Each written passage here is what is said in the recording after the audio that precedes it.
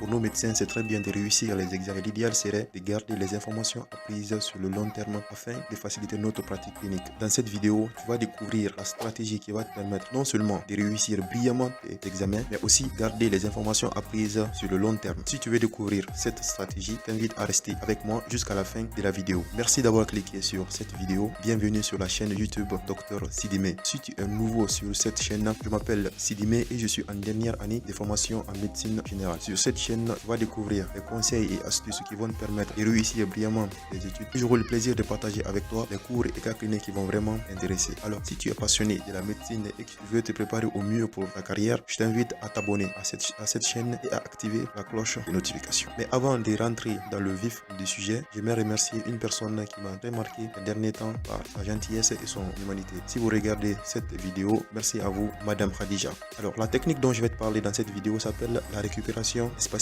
ou la révision espacée. C'est une stratégie d'apprentissage qui consiste à étaler dans le temps ces séances de révision. C'est tout le contraire du bachotage que nous faisons le plus souvent à la veille de nos examens, à faire des nuits blanches. Une technique qui n'est pas vraiment efficace sur le long terme. La récupération espacée prône l'exact inverse de cette stratégie. Elle permet de créer des opportunités d'apprentissage et de pratiquer le contenu étudié plusieurs semaines avant les examens. C'est une technique qui nécessite certes une très bonne planification, mais le jeu en vaut la chandelle. Cette technique a été inspirée à partir d'une courbe très célèbre dans le monde de la mémoire qu'on appelle la courbe de l'oubli. Elle a été développée dans le 19e siècle par un psychologue et chercheur allemand qu'on appelle Hermann. Ce monsieur a testé sa propre capacité d'apprendre et de retenir les informations sur le long terme. Pour déterminer le temps qu'il lui fallait pour retenir sur le long terme ces informations, il notait le nombre et la fréquence des répétitions qu'il lui fallait afin d'avoir un score parfait lors de sa récitation. Il a donc établi cette courbe qui présente en abscisse le temps et en ordonnée notre taux de rétention de l'information. Et selon cette courbe, lorsqu'on apprend une information pour la première fois, si on ne fait pas de rappel, on oublie presque 80% des détails 1 à 2 jours après. Mais lorsque nous effectuons des rappels à des intervalles bien précis, on augmente notre taux de rétention de l'information et diminue la perte des informations. Donc la conclusion de cette expérience était pour retenir mieux sur le long terme, l'idéal serait d'espacer ces séances de révision. Il ne faut pas tout apprendre sur une seule séance et ne pas faire de rappels ou bien éloigner des rappels. Sinon tu risques de revenir à zéro et ton ancienne révision aura peu d'importance. Quels sont les avantages de la révision espacée? La révision espacée, comme on l'a découvert, permet une rétention sur le long terme de tout ce qu'on apprend. Mais aussi, c'est une technique qui permet d'optimiser nos temps de révision et améliorer nos capacités à nous rappeler de nos souvenirs lorsqu'on en a besoin. Maintenant, comment utiliser la récupération espacée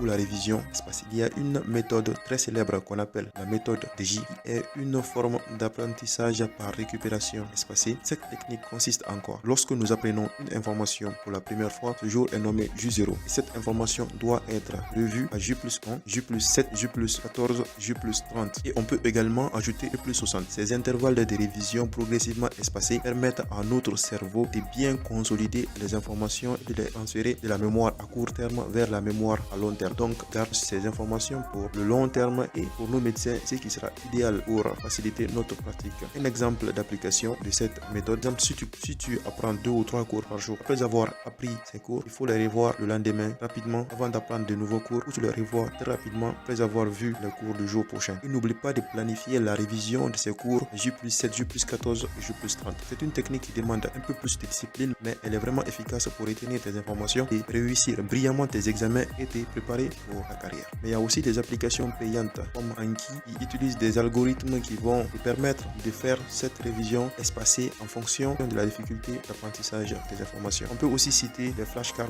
des cartes mémoire sur lesquelles tu écris les informations, tu les apprends progressivement en fonction de la difficulté de l'information à apprendre. Alors chers collègues, on arrive à la fin de cette vidéo. Si tu l'as aimé, bien sûr, je t'invite à mettre un pouce bleu, me dire en commentaire si tu utilisais déjà cette stratégie ou pas, et à partager cette vidéo à un de tes amis. Mais avant de partir, j'aimerais remercier mon ami docteur et peintre, docteur Jaurès, de m'avoir offert ces 2 beaux tableaux pour soutenir ma chaîne YouTube. Merci à toi, mon ami, et moi je te dis à la prochaine.